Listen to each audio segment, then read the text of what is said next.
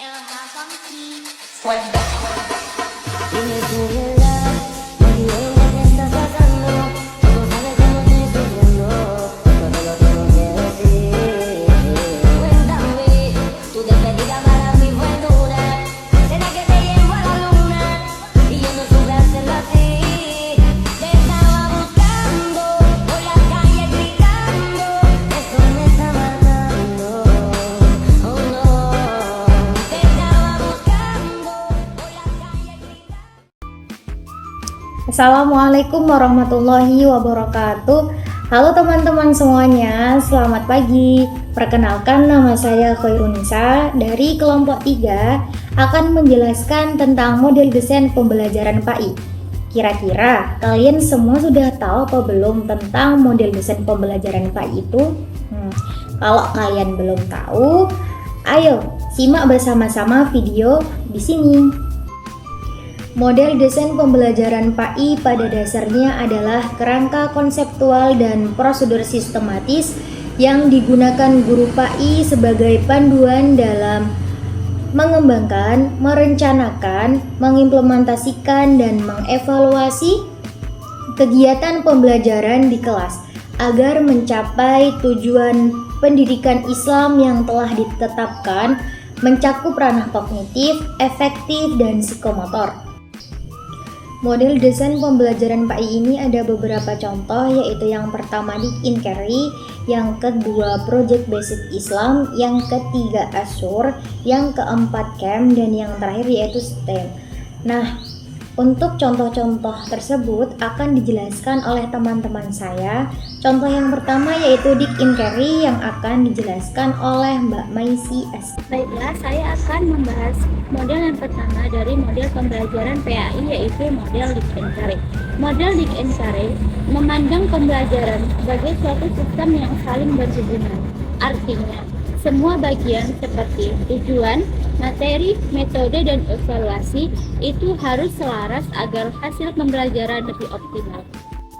Langkah-langkah model pembelajaran Dick and Carry yaitu yang pertama menentukan tujuan pembelajaran, yang kedua menganalisis kebutuhan belajar, yang ketiga menentukan tujuan khusus, yang keempat menyusun instrumen penelitian, yang kelima mengembangkan strategi pembelajaran, yang keenam membuat ajar, dan yang terakhir yaitu melakukan evaluasi formatif dan simulatif. Contoh model pembelajaran Dick and Carry dalam pembelajaran PAI yaitu seperti ketika guru ingin mengajarkan tentang zakat kepada murid-muridnya, maka guru tersebut harus menetapkan dulu tujuan agar siswa memahami jenis zakat dan cara menghitungnya. Kemudian guru menjelaskan materi, memberi contoh perhitungan zakat, meminta siswa berhati menghitung zakat dari kasus tersebut, dan akhirnya menilai hasil kerja dari siswa tersebut. Kemudian terdapat juga kekurangan dan kelebihan dari model pembelajaran Dick and Carry. Yang pertama kelebihannya yaitu sistematis dan terencana dengan baik. Yang kedua cocok untuk merancang pembelajaran yang berbasis kompetensi, dan yang ketiga yaitu memperhatikan karakteristik siswa. Kemudian terdapat juga kekurangan dari model pembelajaran Dick and Carry, yaitu prosesnya panjang dan rumit sehingga memakan waktu yang cukup lama. Yang kedua kurang fleksibel untuk situasi yang berubah cepat. Yang ketiga yaitu lebih cocok untuk pembelajaran formal daripada pembelajaran spontan. Untuk materi selanjutnya akan dijelaskan oleh Mateo. Baiklah, di sini saya akan melanjutkan materi tentang Project Basic Islamic Learning. Project Basic Islamic Learning ini pembelajaran berbasis proyek Islami. Adalah model pembelajaran yang mengikuti atau mengajak peserta didik untuk belajar melalui kegiatan proyek yang memiliki nilai, tujuan, dan spirit Islami. Adapun langkah-langkah Project Basic Islamic Learning ini, yang pertama yaitu menentukan tema proyek, yaitu tema dikaitkan dengan nilai Islam, misalnya seperti kebersihan sebagian dari iman, dan kejujuran dalam perdagangan. Yang kedua, merancang perencanaan proyek. Guru dan siswa bersama-sama merancang aktivitas, pembagian tugas, dan jadwal sambil menanamkan nilai musyawarah dan tanggung jawab. Yang ketiga, menyusun jadwal pelaksanaan proyek. Dapat disertai dengan komitmen, disiplin waktu. Yang keempat, melaksanakan proyek, seperti siswa mengajarkan proyek sesuai peran, sambil mengamalkan nilai kerjasama atau ukhuwah dan kejujuran. Yang kelima, memonitor dan membimbing. Guru juga harus membimbing secara aktif dan dengan pendekatan Islami, seperti memberi nasihat dan memotivasi spiritual. Yang keenam, menyajikan hasil proyek. Siswa dapat mempresentasikan hasilnya di depan kelas dan dalam bentuk produk dan atau video atau kegiatan sosial Islami. Yang terakhir, evaluasi dan refleksi, yaitu penilaian mencakup hasil proyek dan sikap Islami selama proses, seperti kerjasama, adab, dan keikhlasan. Adapun kelebihan Project Based Islamic Learning ini, yang pertama, mengintegrasikan pengetahuan dan nilai Islam secara nyata. Yang kedua, menumbuhkan kreativitas dan tanggung jawab siswa. Yang ketiga, meningkatkan kerjasama dan kepedulian sosial. Yang keempat, membiasakan siswa berpikir kritis dan solutif dalam konteks keislaman. Adapun kekurangan Project Based Islamic Learning ini, yang pertama, membutuhkan waktu lama. Yang kedua, guru harus memiliki keterampilan merancang proyek Islami yang relevan. Yang ketiga, seringkali memerlukan sarana dan biaya tambahan. Yang keempat, penilaian aspek spiritual bisa subjektif jika tidak disiapkan indikator yang jelas. Adapun contoh penerapan Project Based Islamic Learning ini dalam kegiatan seperti tema proyeknya itu meneladani akhlak Nabi Muhammad SAW. Dalam kegiatan yang pertama, siswa dibagi kelompok dan membuat poster digital atau video pendek tentang akhlak Rasulullah dalam kehidupan modern. Yang kedua, setiap kelompok menulis refleksi nilai Islam yang diterapkan selama proyek, seperti misalnya kejujuran, kerjasama, dan tanggung jawab. Yang terakhir, hasil karya dipresentasikan dan dipamerkan di sekolah atau media sosial sekolah. Ini saya akan melanjutkan penjelasan dari Mbak Koyo Ayunda, yaitu model-model desain pembelajaran yang ketiga, yaitu model Assur. Apa sih model Assur itu? Model Assur adalah model desain pembelajaran yang digunakan untuk merancang, melaksanakan, dan mengevaluasi pembelajaran dengan memanfaatkan media dan teknologi secara efektif.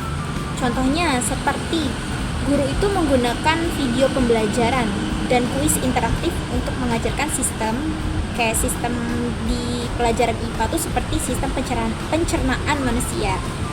Lalu apa saja langkah-langkahnya? Yang pertama itu menganalisis siswa, terus tentukan tujuan. Yang kedua, pilih media. Yang keempat, gunakan media. Yang kelima, libatkan siswa. Dan yang terakhir, yang keenam itu evaluasi dan revisi. Lalu model-model Assur juga itu memiliki kelebihan dan kekurangan. Apa saja? Itu model kekurangannya. Model kekurangannya yaitu membutuhkan waktu dan persiapan yang cukup lama. Dan yang terakhir, tidak semua guru itu mahir menggunakan teknologi. Dan yang kelebihan dari model Assur yaitu pembelajaran lebih menarik dan interaktif.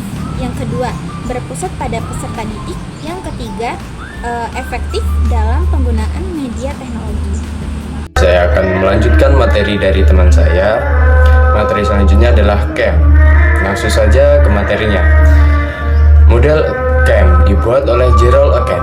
Model ini membantu guru merancang pembelajaran secara fleksibel, menyeluruh, bisa dimulai dari mana saja.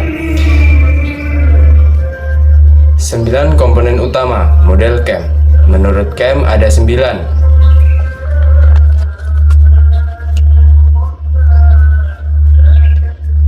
Komponen penting dalam merancang pembelajaran. Yang pertama, menentukan tujuan umum pembelajaran. Misalnya, siswa memahami makna sholat berjamaah dalam kehidupan sehari-hari. Menganalisis karakteristik peserta didik. Contoh, kemampuan awal, usia, minat, latar belakang, agama, dan lingkungan siswa. Ketiga, menganalisis tugas dan kegiatan belajar. Apa saja yang harus dipelajari untuk mencapai tujuan? Misalnya, berwudu, bacaan, tata cara, dan hikmah sholat berjamaah. Keempat, merumuskan tujuan pembelajaran khusus. Tujuannya yang lebih spesifik, misalnya siswa dapat menyebutkan 5 manfaat sholat berjamaah. Kelima, menyusun isi atau materi pembelajaran. Materi disusun sesuai untuk yang mudah dipahami, dari mudah ke sulit. Keenam, memilih strategi pembelajaran, misalnya ceramah, diskusi, simulasi, tanya jawab, atau praktik langsung di musola. Ketujuh, merancang media dan sumber belajar, misalnya video, tata cara sholat, lembar tugas Al-Quran, buku PAI. 8. Merencanakan layanan pendukung seperti alat bantu, ruang belajar, jadwal kegiatan, dan perlengkapan. 9. Menyusun evaluasi dan revisi. Menilai apakah tujuan sudah tercapai, kalau belum dilakukan perbaikan atau revisi. Kelebihan model camp: fleksibel, bisa mulai dari mana saja. Memperhatikan peserta didik, bisa digunakan untuk semua jenis pembelajaran. Menyatu antara teori dan praktik. Selanjutnya, contoh penerapan dalam PAI. Misalnya, guru ingin mengajar materi zakat. Tujuan siswa memahami jenis-jenis zakat. Analisis siswa, sebagian belum paham zakat, fitrah, dan mal. Strategi diskusi plus video edukasi. Media, infografis zakat, menulis manfaat zakat. Model camp itu cara merancang pembelajaran yang lengkap tapi fleksibel. Semua aspek dipikirkan. Tujuan siswa, materi, mencoba, media, dan evaluasi.